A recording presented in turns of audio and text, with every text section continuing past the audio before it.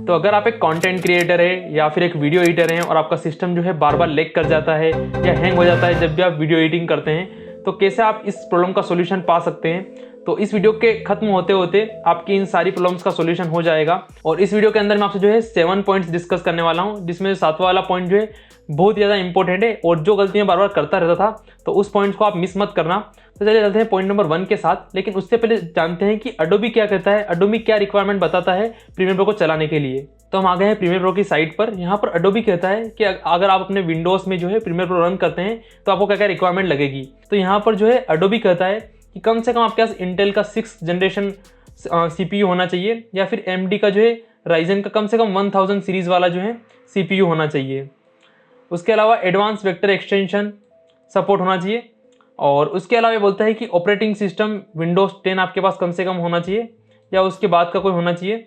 आपके पास 8 GB RAM होनी चाहिए, 2 GB का ग्राफिक्स कार्ड उसमें लगा होना चाहिए।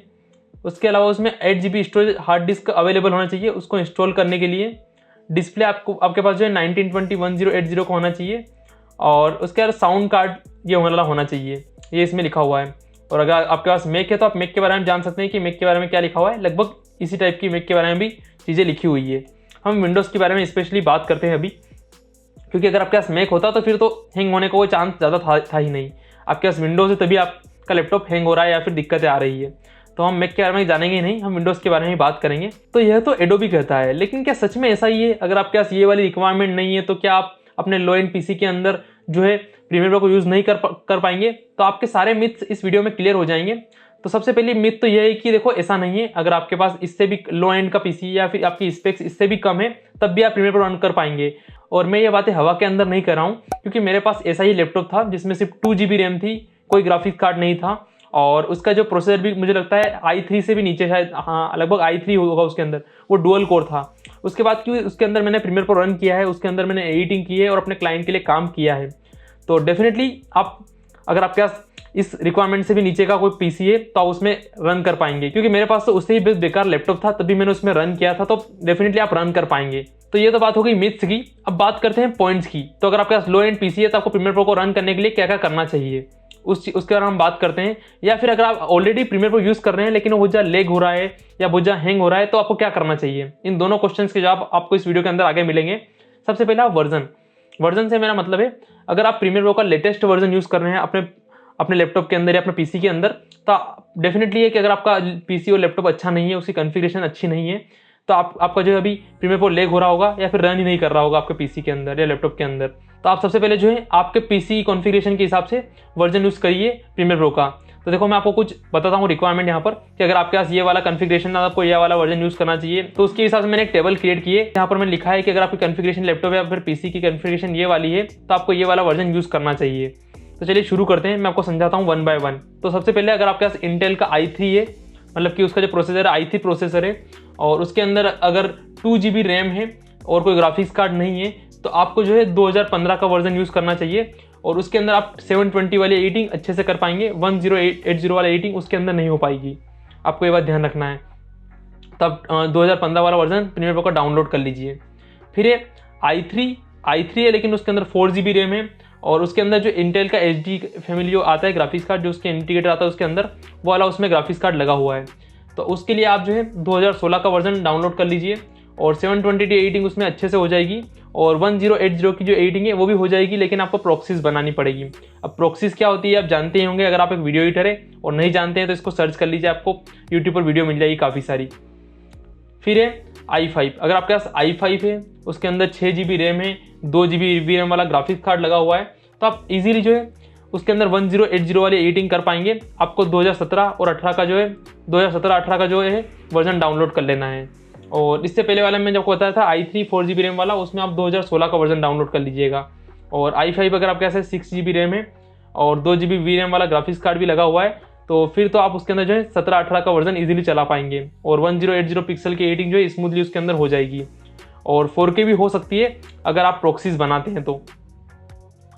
फिर है i7 आपके पास है, 8 GB रैम है, 4 GB रैम वाला ग्राफिक्स कार्ड लगा हुआ है उसके अंदर, आपने SSD भी लगा रखी है उसके अंदर, तो आप 1080 वाली जो एडिटिंग है वो स्मूथली उसके अंदर कर पाएंगे। और आप 4K वाली जो है प्रॉक्सीज बनाकर कर पाएंगे एडिटिंग। और आप 19 और 20 का कोई भी वर्जन यूज़ कर लीजिए, आपके लिए बेस्ट वर्जन होगा। तो ये मैंने कुछ वर्जन बता दिए आपको कि आपको ये वर्जन यूज़ करना चाहिए अगर आपका पीसी इस टाइप का है तो। और इससे अच्छा आपके पास कोई पीसी या फिर सिस्टम है तो उसमें आप फिर जो है 4K एडिटिंग भी अच्छे से कर पाएंगे और लेटेस्ट वाला वर्जन भी आप डाउनलोड कर सकते हैं, कोई दिक्कत ही नहीं है उसके अंदर। तो फिर आपको तो ये मैंने आपको बताया फर्स्ट पॉइंट वर्जन वाला, जो सबसे ज़्यादा लोग मिस्टेक करते हैं, तो आपको ये वाली मिस्टेक नहीं करना है। सेकेंड है प्रॉक्सीज। अगर आपका जो है आपके पास अच्छा मतलब कि ठीक ठाक लेवल का पीसी या फिर लैपटॉप है, लेकिन आप जब भी 4K उसमें एडिटिंग कर रहे हैं या फिर 1080 की एडिटिंग करते हैं तो बहुत ज़्यादा हैंग होता है, मतलब कि इतना ज़्यादा अच्छा नहीं है, एक मिड लेवल का आपके पास पीसी या फिर लैपटॉप है, तो आप जो 4K एडिटिंग करते हैं आपको दिक्कत आती है, फिर वो हैंग होने लग जाता है, टाइमलाइन भारी होने लग जाती है। तो उसके लिए आपको प्रॉक्सीज बनाकर काम करना है। प्रॉक्सीज जब आप बना लेंगे ना तो आप इजीली एडिटिंग कर पाएंगे फिर आपकी 4K फुटेज को उसके अंदर। तो प्रॉक्सीज बनाकर काम कीजिए उसके अंदर। थर्ड है प्रीव्यू रिजोल्यूशन। प्रीव्यू रिजोल्यूशन क्या होता है, आपने देखा होगा जब भी आप प्रीमियर पर यूज़ करते हैं यहाँ पर लिखा होता है फुल 1/2 1/4 1/8 इस टाइप से लिखा हुआ आता है। तो मैं आपको रिकमेंड करूँगा अगर आपका लो एंड का पीसी है तो आप इसको जो है कम से कम 1/2 1/4 1/8 तक भी ले जा सकते हैं। तो आप ये वाला इसमें यूज़ करिएगा, इसको 1/4 तक ले जाइए, कम से कम 1/4 तो आप यूज़ करिएगा ही सही अगर आपका लो एंड पीसी है। और वैसे भी कम से कम इसको 1/2 पर रखा करिए ताकि स्मूथली रन हो आपकी टाइमलाइन पर चीज़ें। तो 1/2 पर इसको करके रखिएगा। और आपका लो एंड का पीसी है तो फिर 1/4 या 1/8 भी कर सकते हैं आप। और ये सिर्फ जो है रिजोल्यूशन होता है, इससे जो फाइनल आउटपुट पर आपको कोई दिक्कत नहीं आएगी, मतलब सिर्फ देखने के लिए अभी के लिए आपने रिजोल्यूशन इसमें कम किया है। आप जो इसको एक्सपोर्ट करेंगे वो उसी क्वालिटी में एक्सपोर्ट होगा जिसमें आप इसको एडिटिंग करा है, उसमें मतलब प्रीव्यू से उसका कोई लेना देना नहीं है वहाँ से। तो इस बात का आप ध्यान रखिएगा। फोर्थ पॉइंट है रैम एलोकेशन। अब रैम एलोकेशन क्या है, रैम एलोकेशन आता है आपके जो प्रेफरेंस के अंदर आपको दिखाई देगा यहाँ पर मेमोरी के अंदर। तो आपको जो है रैम एलोकेशन देखना है कि आप कितनी रैम इसको एलोकेट कर रहे हैं। तो मैं तो कहूँगा कम से कम ज़्यादा से ज़्यादा आप रैम जो है प्रीमियर प्रो को एलोकेट कर दीजिए। अगर आपकी रैम जो है 16 GB की आपके पास रैम लगी हुई है तो कम से कम 12 GB जो है आप प्रीमियर प्रो को दे दीजिए। बाकी 4 GB के अंदर बाकी ऐप्स को आप चलाइए, आपके क्रोम को चलाने के लिए रख लीजिए 4 GB। 12 GB आप जो है प्रीमियर प्रो को दे दीजिए। और आपके पास जैसे अगर 8 GB रैम है तो फिर आप 6 GB इसको दे दीजिए प्रीमियर प्रो को और 2 GB दूसरे ऐप के लिए रख लीजिए। इस टाइप का आपको एलोकेशन करना है मेमोरी का। उसके अलावा आता है एक्सपोर्ट सेटिंग के अंदर।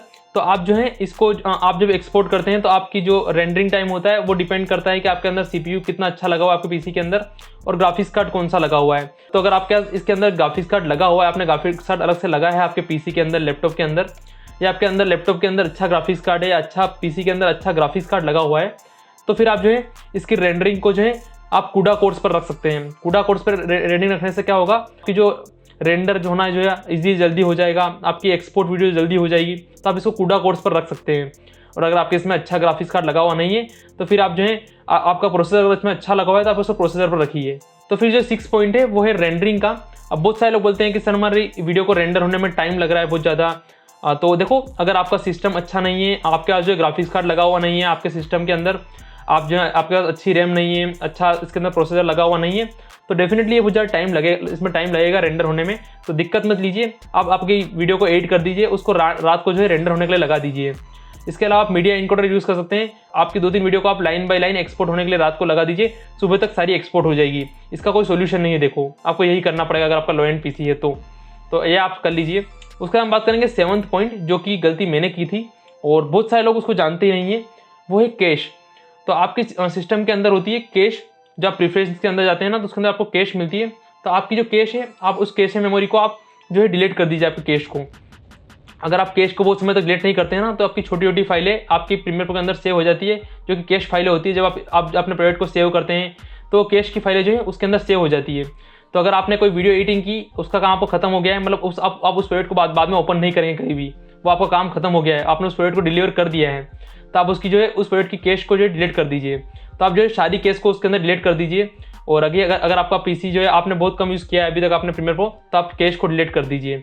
आप इसको जो ऑटोमेटेड भी कर सकते हैं कि मतलब मेरी 50 डे के अंदर सारी कैश डिलीट हो जानी चाहिए, या फिर मेरा जो 50 GB डाटा कंप्लीट हो जाए तो मेरी कैश डिलीट हो जानी चाहिए। आप ये भी इसके अंदर ऑटोमेटेड कर सकते हैं। मैंने इसको 90 डे पे लगा रखा है क्योंकि मुझे पता है कि 90 दिन के बाद मैं किसी प्रोजेक्ट को यूज़ नहीं करने वाला हूँ। तो मैंने इसको 90 डे पे लगा रखा है। 90 दिन के अंदर जो है ऑटोमेटिकली मेरी जो कैश क्लीन हो जाती है। तो ये मैंने कर रखा है, आप भी ये कर सकते हैं। लेकिन अगर आपके पास स्पेस कम है, अगर आपके पास अच्छी हार्ड डिस्क लगी हुई नहीं है, अच्छी SSD लगी हुई नहीं है, तो फिर तो मैं आपको रिकमेंड करूँगा कि इसको हर थोड़े दिन के अंदर ही आप क्लीन कर दीजिएगा। जब भी आपका प्रोजेक्ट कंप्लीट हो जाए, आपका काम कंप्लीट हो, आप इसको क्लीन कर दीजिएगा यहाँ से।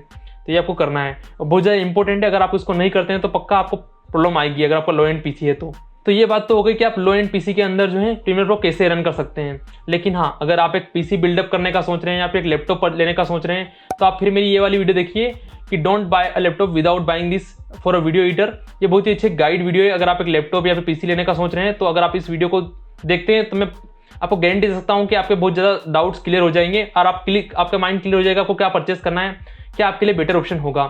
तो आई होप आपको ये वीडियो पसंद आई होगी। अगर आपको ये वीडियो पसंद है तो प्लीज़ वीडियो को लाइक कर दीजिए, चैनल को सब्सक्राइब कर दीजिए, साथ ही बेल आइकन को प्रेस कर लीजिए इस तरह की वीडियो आगे देखने के लिए। तो मिलते हैं नेक्स्ट वीडियो में, तब तक के लिए गुड बाय।